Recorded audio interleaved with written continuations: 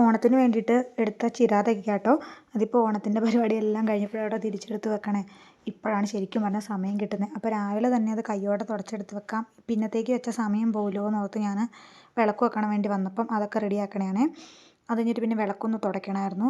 മിക്ക ദിവസവും ഞാൻ വിളക്ക് തുടയ്ക്കാറാണ് കേട്ടോ. ചിലപ്പോൾ ഒരു ദിവസമൊക്കെ തുടയ്ക്കാൻ തിരക്കിട്ട് വിളക്ക് വെക്കുമ്പോൾ രാവിലെ വിളക്ക് വെക്കുമ്പോഴൊക്കെ നമുക്ക് സമയമില്ല. പെട്ടെന്ന് വിളക്ക് വെക്കണയൊക്കെ സമയത്ത് മാത്രമേ തുടയ്ക്കാണ്ടിരിക്കണുള്ളൂ. ഇപ്പോൾ ഇത് 2 ദിവസമായി തുടച്ചിട്ട് അതിൻ്റെ കേട്ടോ കാണുന്നത്. അപ്പം ഇത് ഞാൻ അന്നേരം നമ്മുടെ ചന്ദനത്തിരിയുടെ പൊടിയില്ലേ, ചന്ദനത്തിരി കത്തി വീഴണ ചാരം, ആ ചാരം കൊണ്ട് തുടയ്ക്കും കേട്ടോ. അപ്പം ആ ചാരം ഞാൻ കളയില്ല. 2-3 ദിവസത്തെ ചന്ദനത്തിരിയൊക്കെ അങ്ങനെ കത്തി വീഴണ ആ ചാരം എടുത്തിട്ടാട്ടോ ഇങ്ങനെ തുടയ്ക്കണേ. അപ്പോൾ നമുക്ക് 2 ദിവസം 3 ദിവസം കൂടുമ്പോഴൊക്കെ തുടയ്ക്കുമ്പോൾ അത്യാവശ്യം ചാരവും കിട്ടും.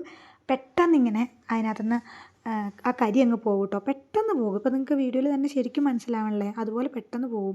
നമുക്ക് പുറത്തേക്കൊന്നും കൊണ്ടുപോയി എന്നും കഴുകാനൊന്നും പറ്റില്ലല്ലോ. ആഴ്ചയിൽ ഒരു ദിവസമൊക്കെ ആയിരിക്കും നമ്മൾ പുറത്തൊക്കെ കൊണ്ടുപോയി കഴുകണേ.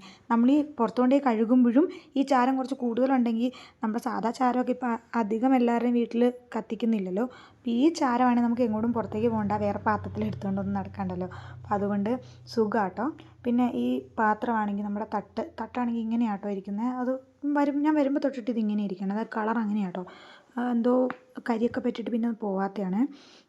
പിന്നെ ഞാൻ വിളക്ക് വെക്കാൻ വേണ്ടിയിട്ട് തിരി ഇങ്ങനെ ഒരു തിരി തന്നെ ഇങ്ങനെ രണ്ടായിട്ട് ഇങ്ങനെ വിടർത്തി എടുത്തിട്ടാട്ടോ ഇടുന്നത്. അപ്പോൾ അതിൻ്റെ തുമ്പറ്റം അങ്ങനെ തന്നെ ഇരുത്തും.